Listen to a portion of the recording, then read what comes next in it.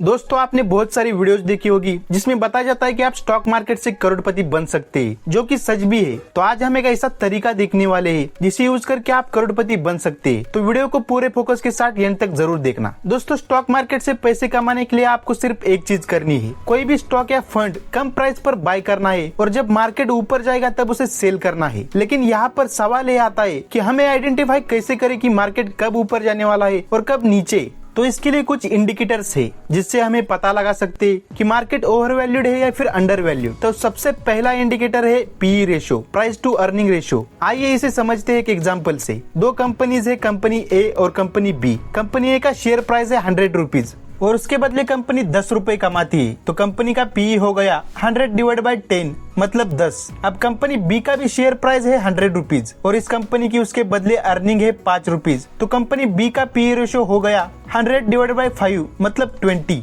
अब जिस कंपनी का पीई रेशो कम है वो है अंडर वैल्यूड, मतलब आपको अभी सस्ती मिल रही है। तो क्या मार्केट को प्रेडिक्ट करना इतना इजी है? तो आइए इसे अप्लाई करके देखते हैं स्टॉक मार्केट में। एग्जाम्पल के लिए हम नेस्ले इंडिया का स्टॉक देखते हैं। नेस्ले का स्टॉक प्राइस अभी 20,000 के आसपास है। कहा जाता है कि एफएमसीजी सेक्टर का पीई अगर 50 से कम है तो स्टॉक सस्ता है और पीई 50 से ज्यादा है तो स्टॉक महंगा। अब नेस्ले का पीई देखे तो है करीब 80 का, इसका मतलब कि स्टॉक प्राइस अभी ज्यादा है। तो थोड़ा पीछे जाके देखते हैं 2017 में। 2017 में स्टॉक का पीई था करीब 65 तक, तो ये स्टॉक तब भी महंगा था। लेकिन अगर आप नेस्ले के पिछले 5 साल का रिटर्न देखोगे तो है 150% से भी ज्यादा है। 2017 में स्टॉक का प्राइस था करीब 8,000, आज स्टॉक का प्राइस है 20,000। तो अगर कोई पीई रेशो के भरोसे बैठता तो ये अपॉर्चुनिटी मिस कर देता और शायद यहाँ से आगे की भी। तो हमारा ये इंडिकेटर तो फेल हो गया। इससे मार्केट को प्रेडिक्ट करने की चांसेस तो काफी कम है। तो पीई रेशो की तरह मार्केट प्रेडिक्ट करने के और भी कई सारे इंडिकेटर्स है, लेकिन उन सभी की भी कोई गारंटी नहीं है।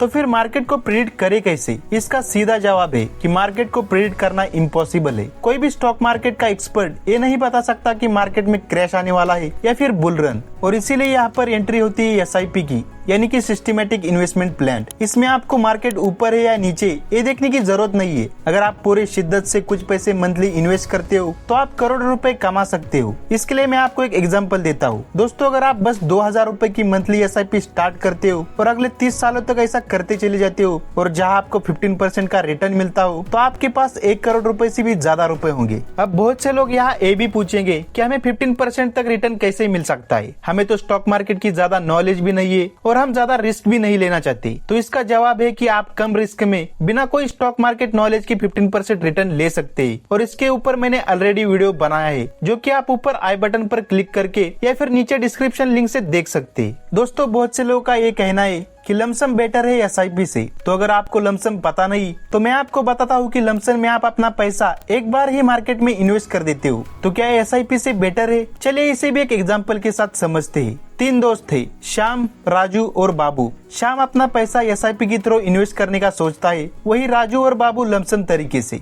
अब तीनों अपने पैसों को 10 सालों तक इन्वेस्टेड रखते हैं। तो चलिए देखते हैं उन तीनों के रिटर्न्स को। राजू ने अपना लमसम अमाउंट इन्वेस्ट किया था 4 जनवरी 2008 में, जब निफ्टी 50 6,274 पर थी। उसके बाद वो अपने पैसों को 10 सालों तक इन्वेस्टेड रखता है। 2018 में जब वो पैसे विड्रॉ करता है तब निफ्टी 10,500 पर होती है। मतलब राजू के हर 6,274 रुपए इन्वेस्ट किए हुए वो अप्रोक्सीमेटली 10,500 रुपए में कन्वर्ट हो गई। अगर हम इसका CAGR देखें तो कुछ इस तरह आएगा। तो हमारी इनिशियल इन्वेस्टमेंट थी 6,274 और फाइनली ये अमाउंट बना 10,500 का, और ये सब हुआ 10 साल में। तो इसका रिजल्ट आ गया 5.34%। अब बाबू ने अपना लमसम अमाउंट इन्वेस्ट किया था जनवरी 2009 में, जब निफ्टी 2,800 के आसपास चल रही थी, और बाबू ने भी अपने पैसों को 10 साल तक इन्वेस्टेड रखा। और 10 साल बाद यानी कि 2019 में जब निफ्टी 10,800 के करीब थी तब उसने अपने पैसे विड्रॉ कर ले। तो बाबू को जो उसके इन्वेस्टमेंट पर रिटर्न मिला वो था 15% का। अब दोनों ने लमसम तरीके से इन्वेस्टमेंट की थी, लेकिन राजू को जो रिटर्न मिला था वो था 5.3% और बाबू को 15%।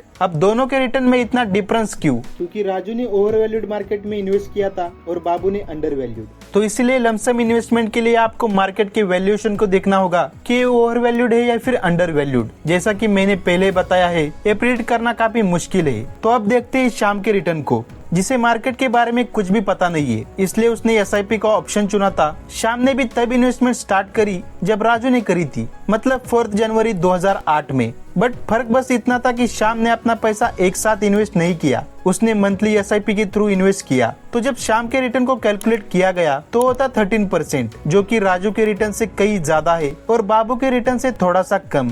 तो SIP आपका रिस्क काफी कम करता है और आपको अच्छा खासा रिटर्न भी देता है। अब अगर SIP इतनी इजी है, मार्केट को ज्यादा टाइम दे बिना हम काफी अच्छा पैसा कमा सकते हैं, तो क्यों मैक्सिमम लोगों को इसका फायदा नहीं होता है? क्यों लोग अपना पैसा गवाते हैं? तो इसका मेन रीजन है वोलेटिलिटी, क्योंकि कोई भी इंडेक्स, कोई भी स्टॉक स्मूथली ऊपर नहीं जाता है। इसमें काफी सारी अप्स एंड डाउन्स होते हैं और इसे देख के लोग डर जाते हैं और अपना लॉस करवाते हैं अपने इन्वेस्टमेंट सेल करके। चलिए इसे एक एग्जांपल से देखते हैं। आप निफ्टी का रियल डाटा देख सकते हैं। तो इसमें 3 कॉलम है। पहला SIP डेट, यानी कि जब हम अपने पैसे इन्वेस्ट कर रहे हैं। सेकंड क्यूमुलेटिव इन्वेस्टमेंट अमाउंट, यानी हम अभी तक कितने पैसे इन्वेस्ट कर चुके हैं। और लास्ट मार्केट वैल्यू, यानी हमारी इन्वेस्टमेंट बढ़कर या कम होकर कितनी हो चुकी है। अब 1/1/2001 को हमने 10,000 रूपए इन्वेस्ट किए थे और उसकी मार्केट वैल्यू थी 10,000 रूपए। और एक महीने के बाद यानी कि 1/2/2001 को हमने 10,000 रूपए और इन्वेस्ट किए, यानी हमने टोटल इन्वेस्ट कर दिए 20,000 रूपए और इनकी मार्केट वैल्यू हो गई 20,836 रूपए।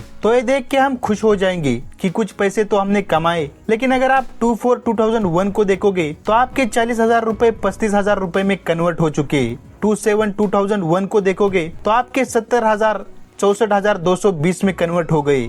और यह है वोलेटिलिटी। और यहाँ मैक्सिमम लोग SIP स्टॉप कर देते और अपना पैसा विड्रॉ कर लेते। तो अगर आप अपना पोर्टफोलियो हर महीने में भी अगर रोज चेक करते रहोगे तो कम ज्यादा होता रहेगा और ये देखकर हम निराश होते रहेंगे। और ऐसा 2 साल तक चलता रहता है। 26/2003 तक आपने 3 लाख रुपए इन्वेस्ट कर दिए और इसकी मार्केट वैल्यू 2,91,000 है। लेकिन 1/11/2004 में आपके 4,70,000 की वैल्यू 7,32,000 हो जाएगी। अब इसे थोड़ा फास्ट फॉरवर्ड करके देखते हैं। 20 साल बाद यानी कि 1/1/2021 तक आप 24 लाख रुपए इन्वेस्ट कर चुके हैं और इसकी वैल्यू हो चुकी है 1,27,49,334 रुपीज। और ये होती है कंपाउंडिंग। लेकिन अगर आप इस वोलेटिलिटी से कंफर्टेबल नहीं है तो मैं आपको एक सलाह दूंगा कि आप स्टॉक मार्केट में इन्वेस्ट मत करो। एक और चीज आपने नोटिस किया होगा, तो हमें फायदा तब होता है जब मार्केट अंडर वैल्यूड हो यानी डाउन होती है, तो हमें ज्यादा क्वांटिटीज मिलती है स्टॉक्स या NAV की। तो एक चीज हम कर सकते हैं